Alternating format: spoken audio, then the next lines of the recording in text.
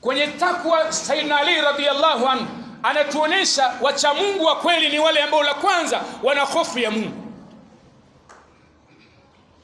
Fala takhsha'u an-nas wakhshawni, msiogope watu, niogopeni mimi. Mungu anayetufundisha haya anatuelewa na anatufahamu sawa sawa kwamba sisi uoga wetu uko kwa binadamu wenzetu, au uoga wetu uko kwenye viumbe wengine. Na wallahi, hem tubadilishe, tumbadilishie Mungu na tumpe haki yake. Hizi hofu ambazo tunaogopana sisi kwa sisi kuliko kumwogopa Allah, tuzibadilishe hizi hofu ziamie kwa Allah. Nazungumza hivyo, Mwenyezi Mungu haogopi ipasavyo. Wallahi alazim, usaidi ni wewe na mie.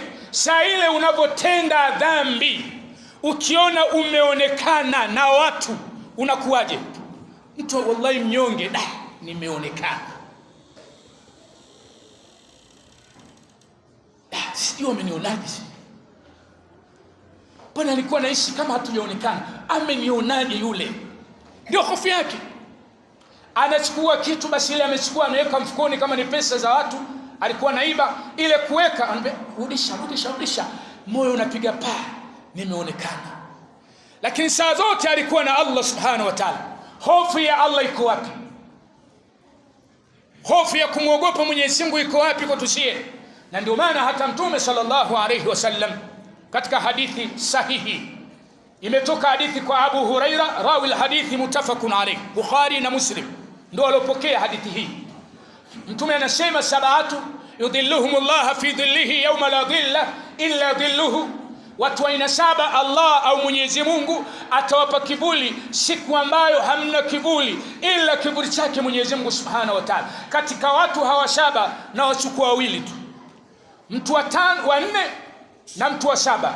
Mtu wa nne, rajulun da'atuhu imra'at dhata husni wa jamali faqala inni akhafu Allah.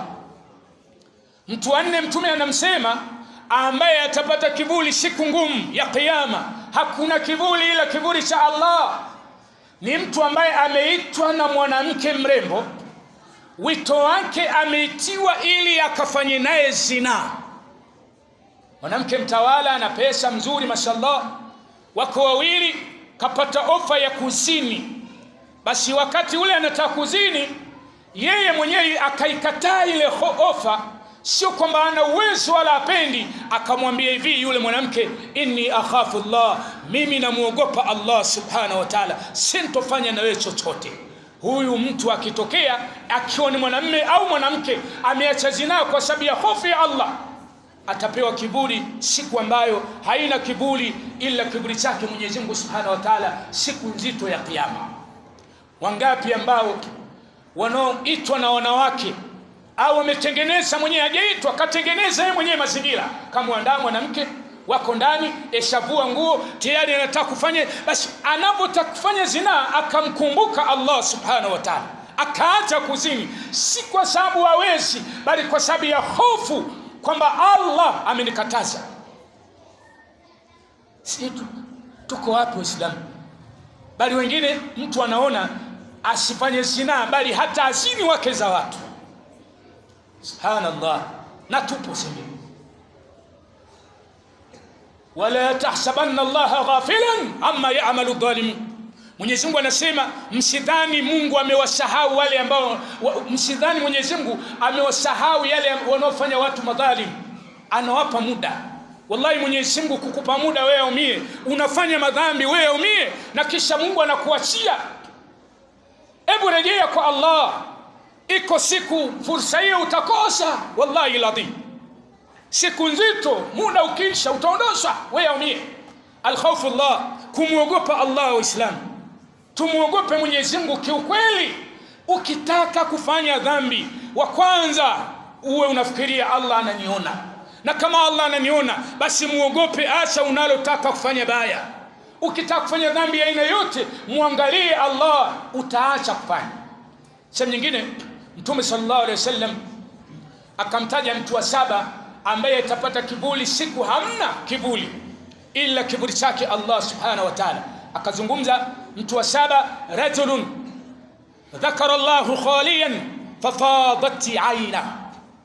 Rajul, mtu akiwa mwanamke au mwanamume, dhakara Allah, amemkumbuka Allah, khaliyan, kwa siri. Kamka saa 8 ya usiku nyumbani kwake au chumbani kwake au msikitini, ilikuwa ni qiyamul layli, kisimamo cha mwezi wa Ramadhani au sehemu yoyote, ameamka yuko peke yake, kaanza kumkumbuka Allah, na kisha akakumbuka aliyoyafanya na yeye mbele ya Allah, na kisha akakumbuka adhabu za Allah, fafadat aina, macho yake akatoka na michozi kwa kumwogopa Allah subhanahu wa ta'ala, akalia kwa sababu ya hofu ya Allah. Mtu huyu akipatikana atapewa kiburi siku ambayo hakuna kiburi ila kiburi chake Allah subhanahu wa ta'ala. Nani ambaye amekaa kwa siri akalia yeye peke yake, si kwa jambo jingine, ni kwa sababu ya madhambi yake aliyoyafanya, ikiwa ni wewe au mimi, zina ambazo mtu kazini, utali kuswala, sengine kaanza kuswali ukubwani, amekaa kwa siri akajutia, ya Rabbi, nilikuwa siswali mie, nimeanza kuswali ukubwani, ya Rabbi, nimezini na mabinti kadhaa wa kadhaa, ya Rabbi, nilikuwa mlevi. Baada ya hapo akatoa michozi kwa ajili ya kumwogopa Allah. Ni nani? Watu wanalia kwa ajili ya mipira bwana, subhanallah, timu yake imefungwa, mtu amerushwa kwenye klipu, unamwangalia mtandaoni, jibaba au jimama, mchozi unatoka. Nini? Yanga imefungwa au nini, au Simba imefungwa, analia kwa sababu ya timu yake imefungwa, lakini hana muda wa kulia juu ya dhambi alizozitenda, na sengine bado hajasamehewa, hana muda huo. Wallahi, kama mtu hatolia sasa hivi kwa ajili ya Allah, iko siku mtu atalia kilio kikubwa, saa ya kuondoka duniani atalia na kilio hakitomsaidia. Kwa hiyo Allah subhanahu wa ta'ala anavyotuhimiza tuwe na hofu ya kweli, hofu ya kumwogopa yeye, tutekeleze amri za Allah. Kila mmoja katika sisi, ukitaka kufanya jambo lolote lile la kumwasi Allah, basi mkumbuke Allah kwamba Allah ananiona, Allah ananiona nakula riziki za Allah, Allah ananiona navuta hewa ya Allah, Allah ananiona mimi natembea kwenye ardhi ya Allah, Allah ananiona mimi naishi ndani pumzi alionipa Allah. Kwa nini huyo asiogopwe? Paka Allah subhanahu wa ta'ala alikuwa anawaambia maswahaba wakati wa Mtume sallallahu alaihi wasallam, wanaambiwa pigane vita. Kisoma suratu Tauba, ingieni vitani mkapigane vita. Kwa ajili ya nini? Ya Uislamu. Mkapigane vita kwa sababu gani? Makafiri tayari walikuwa wanataka wamuue Mtume sallallahu alaihi wasallam. Watu wakaingia uoga. Walipoingia uoga, Mwenyezi Mungu anauliza swali, atakhshawnahum, hivi mnawaogopa? Mnaogopa binadamu wenzenu? Fallahu ahqqu an takhshawhu in kuntum mu'minin, Mwenyezi Mungu ndio mwenye haki anayepaswa kuogopewa ikiwa nyinyi mna nini? Mna imani sawa sawa. Wallahi, hofu zote ni hofu za kawaida, lakini anayepaswa kuogopa, mwenye stahiki ya kuogopwa, ambaye uoga yeye ndio unatakiwa uwe kwake, ni Allah subhanahu wa ta'ala. Uko wapi? Iko wapi hofu ya Allah kwangu mimi na kwako wewe juu ya Mwenyezi Mungu subhanahu wa ta'ala? Kisha Allah akuone shaila unataka kutenda dhambi, umeogopa, baada ya kuogopa ukaacha ile dhambi kwa sababu tu Allah ananiona. Ayuha nas, usikum wa usi nafsi, enyi watu, enyi Waislamu, nausia nafsi yangu na pia nakuhusieni nafsi zenu umuhimu wa kumwogopa Allah subhanahu wa ta'ala. Tumuogope Mwenyezi Mungu, na baada ya kumwogopa Mwenyezi Mungu, wallahi matunda yake yatakuwa ni kwenye taa ya kumtii Allah, kwenye taa. Na hakuna yoyote yule atakayesema anamwogopa Mwenyezi Mungu na kisha anatenda dhambi, hana uoga. Haiwezekani mtu aseme na anamwogopa Allah na kisha Allah amuone anatenda yale aliyomkataza. Innal ladhina yakhshawna rabbahum bilghaibi lahum maghfiratun wa ajrun kabir, wale ambao wanamwogopa Mwenyezi Mungu kwa siri hali ya kuwa hawamuoni, wana ujira mkubwa sana mbele ya Allah. Mbele ya Allah wana ujira mkubwa. Lahum maghfiratun, wana msamaha, wa ajrun kabir, wana msamaha mbele ya Allah na ujira mkubwa sana. Angalia, inazungumzwa hofu, inazungumzwa hofu, inazungumzwa hofu. La mwisho, usipokuwa na hofu ya Allah hapa duniani, kwa waumini, kwa sababu walikuwa na hofu duniani ya kumwogopa Allah. Siku ya kiyama wataambiwa hivi, ya ibadi la khawfun alaykumul yawm wala antum tahzanun, waja wangu nyinyi hamna hofu juu yenu wala hamtohuzunika, msio na wasiwasi waja wangu.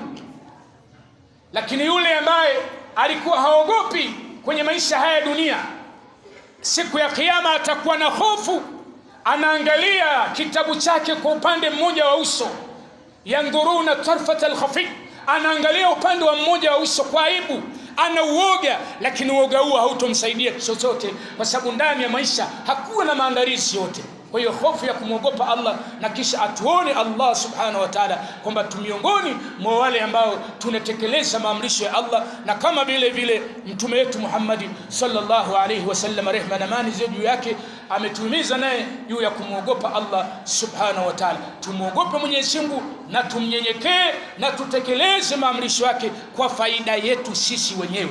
Wallahi thumma wallah, haya tunayohimizana, ukifanya fali nafsi, ukifanya ni nafsi, kwa ajili ya nafsi yako. Ukiacha mtu akapuuza, ni hasara itakuwa kwake yeye mwenyewe siku ya kiyama. Tena sio kiyama, kuanzia siku anaondoka duniani ataiona hasara yake.